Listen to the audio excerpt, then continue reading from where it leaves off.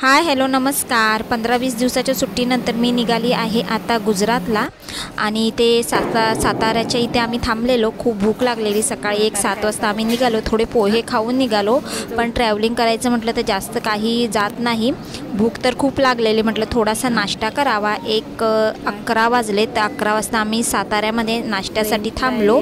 इथे मी घेतलाय उत्तप्पा आणि ते लहान मुलगा आहे माझा, त्याने फ्रेंच फ्राईज घेतले।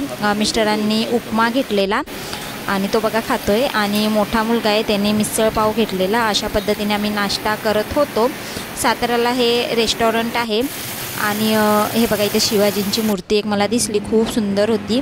आणि हे रेस्टॉरंट कदाचित नारकर जो परिवार आहे, फॅमिली आहे, त्यांचं कदाचित असावं, कारण आम्हाला तिथे फोटो दिसला दोघांचा, फॅमिली फोटो। तर इथे आता आम्ही निघालो आहोत। घाट आता थोडा वेळाने लागेल, टनल लागेलच। तर अशा पद्धतीने आमचा प्रवास असतो दरवेळेला, अप डाऊन असं या पद्धतीनेच असतं। खूप लांब आहे माझं सासर, म्हणजे कोल्हापूरच्या पण खूप पुढे आहे। जवळजवळ 2.5-3 तास लागतात मेन जागी जाण्यासाठी, घरी जाण्यासाठी। तर इथं टनलचा हा सीन आहे, खूप छान वाटत होतं। रिअलमध्ये तर खूप छान वाटतं। तर आता मी पोचली आहे घरी। हा दुसऱ्या दिवशीचा व्हिडिओ आहे, जिथे मी आता अडी घालणार होती आंब्याची। घरी आम्हाला पोचायला वेळ झाला, 10 वाजले रात्रीचे, कारण खूप ट्रॅफिक होता गुजरातला येण्यासाठी। येताना आम्ही आंबेसुद्धा घेऊन आलेलो, गावचे नाही आहेत, दुसऱ्या ठिकाणाचे आहेत ते आंबे। तर ह्याला अडी घालायची होती, कच्चे होते सगळे। तर पाऊस पडला तर आंबे खाऊ शकत नाही आणि आळी वगैरे पकडते, तर म्हटलं त्याआधी सगळं मस्त अडी वगैरे खाऊन घेऊया आंब्यांची। तर इथे मी अडी घालते।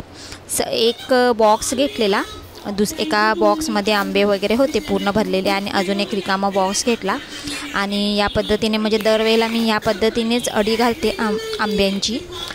इथे पेपर वगैरे घेतले आहेत आणि गवत वगैरे थोडंसं त्या पेटीमध्येच होतं। पेटी आम्ही डायरेक्ट रेडीमेडच आणलेली। तर हे पेपर वगैरे हंतरून त्यामध्ये मी अडी घालणार आहे या पद्धतीने, जेणेकरून ते एकमेकांना टच होणार नाही।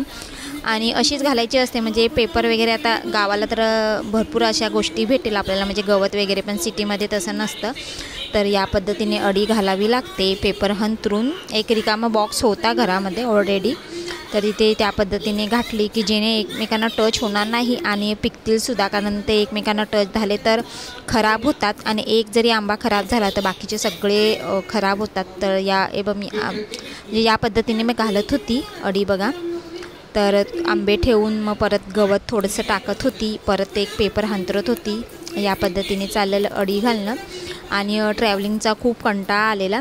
दुसऱ्या दिवशीचा हा व्हिडिओ आहे, घरातली कामं पण खूप बाकी आहेत। म्हटलं ही पहिला गोष्ट करून घेऊया, नाहीतर मग राहिलं की तसंच राहतं। आणि आंबे पण खायला मिळाले नव्हते, असं वाटत होते कधी पिकतील आणि कधी खाऊ। खूप दिवस झाले, म्हणजे उन्हाळा सुरू होऊन खूप दिवस झाले आंबे काही आम्ही खाल्लेच नव्हते। तर आता बघू ह्याच्यावर मस्त असं ताव मारू, पिकले वगैरे तर व्यवस्थित असे। तर इथे बघा चालू आहे अडी वगैरे घालणं।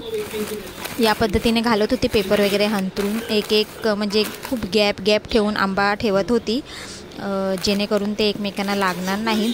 आणि खूप व्यवस्थित घालावी लागते, कारण खराब पण होतात आंबे, जर एकमेकांना टच झाले तर खराब होतात। एक जरी खराब झालं तर सगळे खराब होतात। व्यवस्थित ते घालावे लागतात आणि बघावे पण लागतात व्यवस्थित वगैरे पिकले आहेत का नाही। तर हा बॉक्समध्ये मी घालत होते, कारण जागा वगैरे खूप कमी आहे, म्हणजे रूम लहान आहे, त्याच्यामुळे एका ठिकाणी व्यवस्थित बॉक्समध्ये घालून ठेवले। तर मग ते मला कुठेही असं कॅरी करायला बरं पडेल, म्हणजे हा बॉक्स आता हलू वगैरे शकते जर मला साफसफाई वगैरे करायची असेल तर मी या पद्धतीने सगळे आंबे वगैरे सगळे व्यवस्थित लावले आणि गॅलरीत ठेवलेले, कारण उन्हाळा चालू आहे त्यामुळे पाऊस पडायला तर खूप वेळ आहे। तर गॅलरीत व्यवस्थित राहतील। गॅलरीमध्ये पावसाचं पाणी येतं, तोपर्यंत तर काय आंबे वगैरे पिकून पण होतील आणि आमचे खाऊनसुद्धा होतील। तर या पद्धतीने अडी घालत होती। दरवर्षी आम्ही असंच करतो, आंबे आणतो आणि या पद्धतीने अडी वगैरे घालून ते व्यवस्थित बॉक्समध्ये ठेवतो।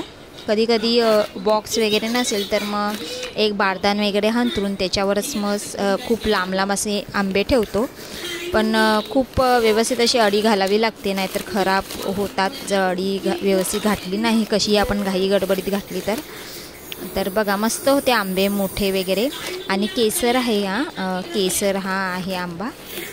तर ह्याच्या आधी आम्ही गावाला 1-2 वेळा आणून खाल्लेले आंबे. खूप महाग होते कारण भेटत नव्हते सहसा. जे काय भेटले ते महाग भेटले, पण चांगले निघाले नाही ते आंबे.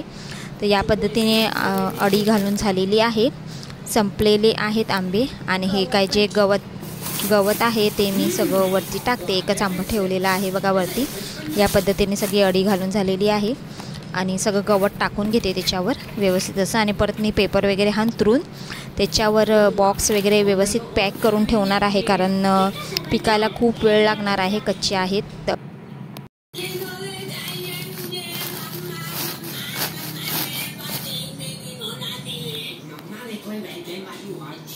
आता व्यवस्थित असे हे एका साईडला ठेवते जिथे थोडा अंधार वगैरे असेल.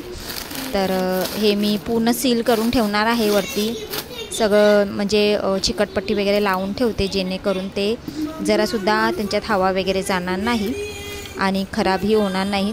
तर या पद्धतीने मी ठेवते आता गॅलरीमध्ये. झालेलं आहे एकंदरीत. आणि घरातली पण कामं खूप राहिलेली आहे.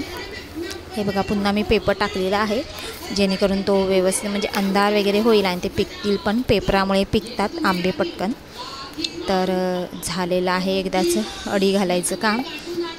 तर चिकटपट्टी लावते बघा. ती व्यवस्थित बसत पण नव्हती ती चिकटपट्टी.